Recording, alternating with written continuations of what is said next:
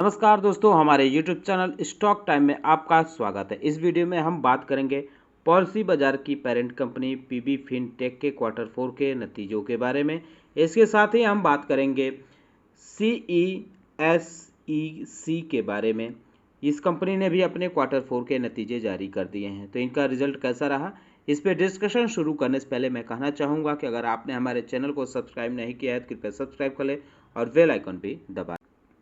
तो सबसे पहले हम बात करते हैं पॉलिसी बाजार के नतीजों के बारे में। कंपनी ने अपने इंश्योरेंस प्रीमियम में 65% की ग्रोथ दिखाया है और क्रेडिट डिसबर्स में 53% का ग्रोथ ईयर ऑन ईयर दिखाया है। कंपनी ने बताया है कि उसका इंश्योरेंस प्रीमियम इस बार के क्वार्टर 4 में 3,586 करोड़ रुपए रहा है, जो पिछले साल के क्वार्टर 4 में 2,178 करोड़ रुपए के आसपास रहा था।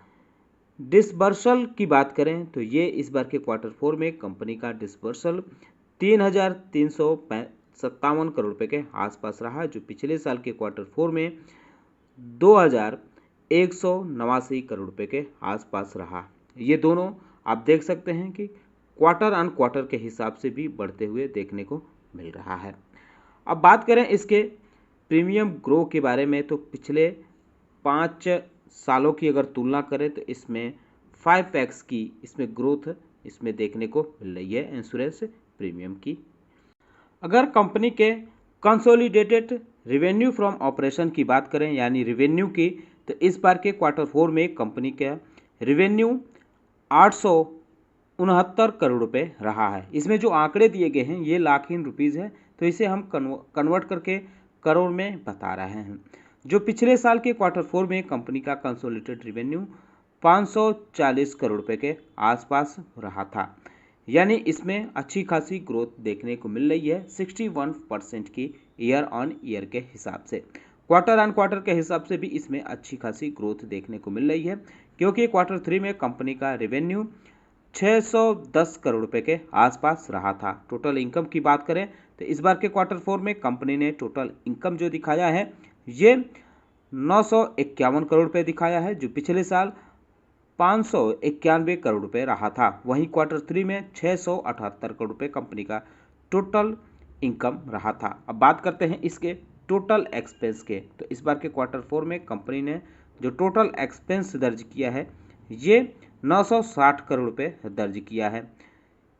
यानी इस हिसाब से अगर देखें तो कंपनी का जो टोटल इनकम है उससे ज़्यादा देखने को मिल रहा है कंपनी का इस बार का टोटल ये क्या कहते हैं एक्सपेंस। पिछले साल के क्वार्टर 4 में भी इसी तरह का रहा था और क्वार्टर 3 में भी इसी तरह का देखने को मिला था। टोटल इनकम से ज़्यादा इसका टोटल एक्सपेंस रहा था।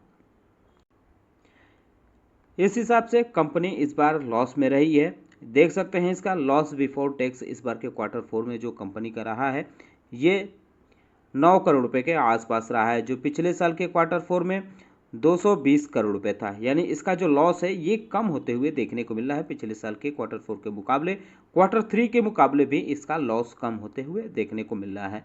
क्वार्टर 3 में कंपनी का लॉस बिफोर टैक्स जो रहा था वो 887 करोड़ रुपए के आसपास रहा था। यानी क्वार्टर 3 में कंपनी ने 87 करोड़ रुपए के आसपास का लॉस दिखाया था। वहीं अगर लॉस फॉर द पीरियड की बात करें तो इस बार के क्वार्टर 4 में कंपनी को 9 करोड़ रुपए के आसपास लॉस होते हुए देखने को मिल रहा है। ये पिछले साल के क्वार्टर 4 के मुकाबले 41% के आसपास कम देखने को मिल रहा है, क्योंकि पिछले साल के क्वार्टर 4 में कंपनी ने 220 करोड़ रुपए के आसपास लॉस दिखाया था। वहीं अगर क्वार्टर 3 से इसकी तुलना करें तो क्वार्टर 3 में कंपनी ने 87 करोड़ रुपए के आसपास लॉस दिखाया था, यानी ये भी कम होते हुए देखने को मिल रहा है। लॉस मार्जिन -1% रहा है कंपनी का। अगर कंपनी के कंसोलिडेटेड एबिटा की बात करें तो इसमें 3% ये एबिटा मार्जिन रही है। ये इस बार के क्वार्टर 4 में 28 करोड़ रुपए के आसपास रहा है, जो पिछले साल के क्वार्टर 4 में 80 करोड़ रुपए के आसपास रहा था। पिछले साल के क्वार्टर 4 में ये एबिटा इसका लॉस में रहा था 80 करोड़ रुपए के आसपास, तब -15% एबिटा मार्जिन रही थी।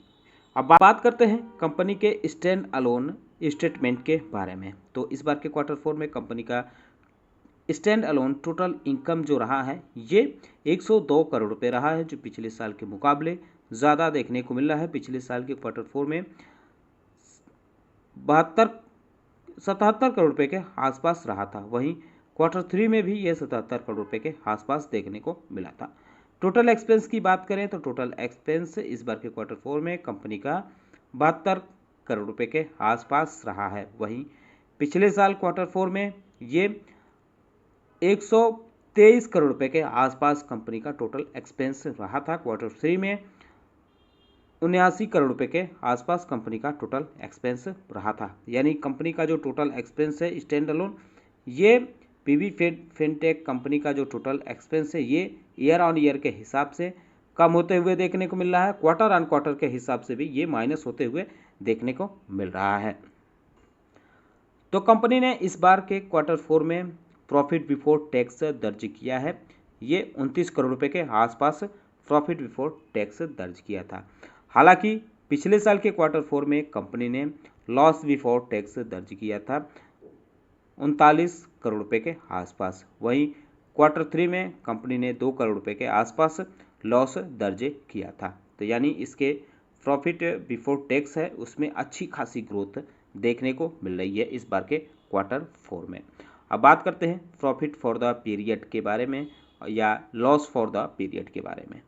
तो इस बार के क्वार्टर 4 में कंपनी ने 29 करोड़ रुपए के आसपास प्रॉफिट बनाया है, जो पिछले साल कंपनी लॉस में थी 39 करोड़ रुपए के आसपास। क्वार्टर 3 में भी कंपनी 2 करोड़ रुपए के आसपास के लॉस में थी, यानी इसके नेट प्रॉफिट में काफ़ी अच्छी खासी प्लस होते हुए देखने को मिल रहा है।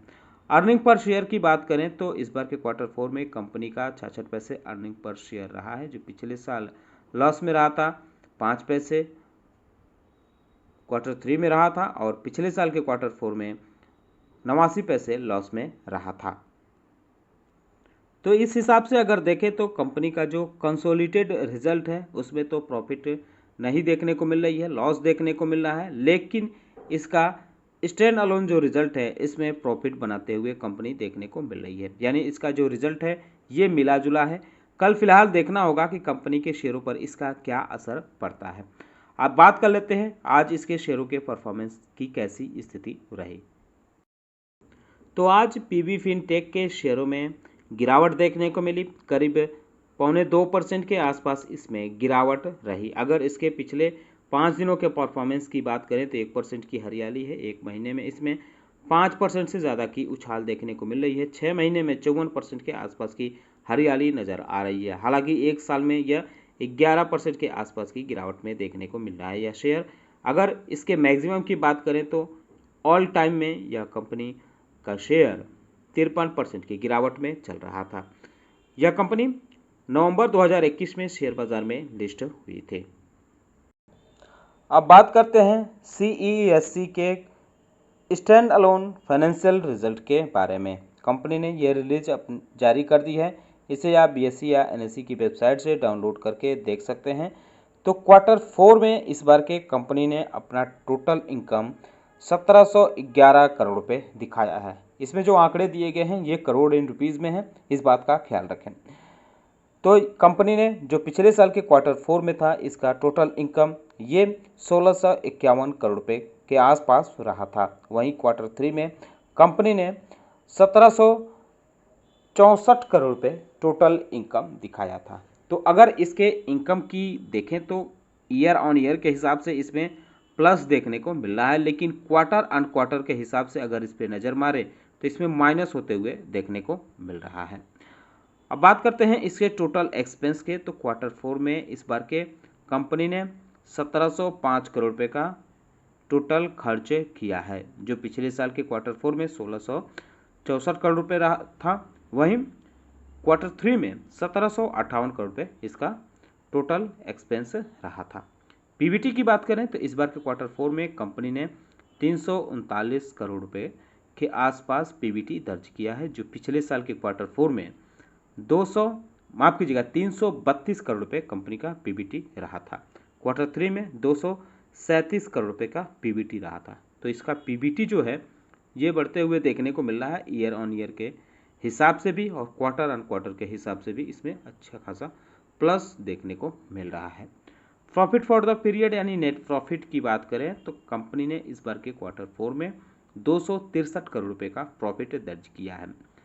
क्वार्टर ऑन क्वार्टर के हिसाब से कंपनी के प्रॉफिट में अच्छी खासी ग्रोथ देखने को मिल रही है, क्योंकि क्वार्टर 3 में 186 करोड़ रुपए कंपनी ने प्रॉफिट दर्ज किया था और पिछले साल के क्वार्टर 4 में 259 करोड़ रुपए के आसपास प्रॉफिट दर्ज किया था। तो अगर देखें ईयर ऑन ईयर के हिसाब से तो इसमें इसके प्रॉफिट में बहुत ज़्यादा बदलाव नहीं है, बहुत ज़्यादा प्रॉफिट ईयर ऑन ईयर के हिसाब से दर्ज नहीं किया है।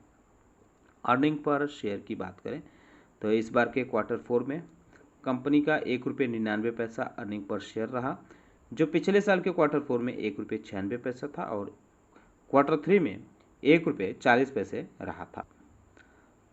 अगर कंसोलिडेटेड रिजल्ट की बात करें तो कंपनी का टोटल कंसोलिडेटेड इनकम 3208 करोड़ रुपए रहा है इस बार के क्वार्टर 4 में, जो पिछले साल के क्वार्टर 4 में 3092 करोड़ रुपए रहा था। वहीं क्वार्टर 3 में 3224 करोड़ रुपए कंपनी का टोटल कंसोलिडेटेड इनकम रहा था। तो इसका जो कंसोलिडेटेड इनकम है इसमें भी ईयर ऑन ईयर के हिसाब से प्लस देखने को मिल रहा है, लेकिन क्वार्टर ऑन क्वार्टर के हिसाब से अगर देखें तो इसमें माइनस देखने को मिल रहा है।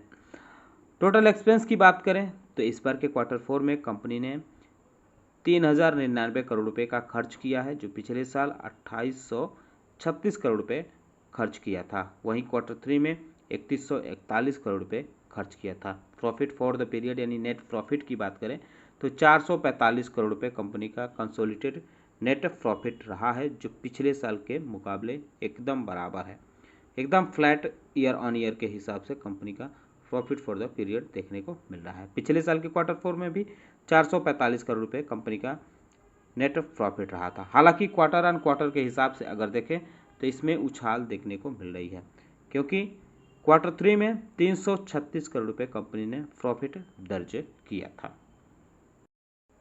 अगर आज के इसके शेयरों के परफॉर्मेंस की बात करें तो 2% के आसपास इसमें गिरावट देखने को मिली। बाजार के आखिरी दौर में इसमें भयंकर गिरावट नज़र आई थी, आप ग्राफ देख सकते हैं। इसने 69.90 के आसपास लो भी बनाया था।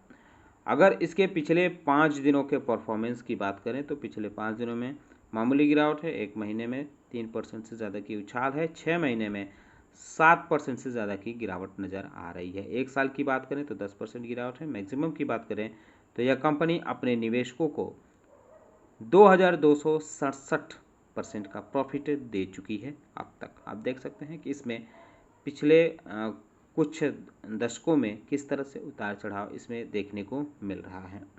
बहरहाल कल देखना होगा कि इसका रिजल्ट निवेशकों को कैसा लगा और इस पर क्या प्रतिक्रिया उनकी देखने को मिलेगी।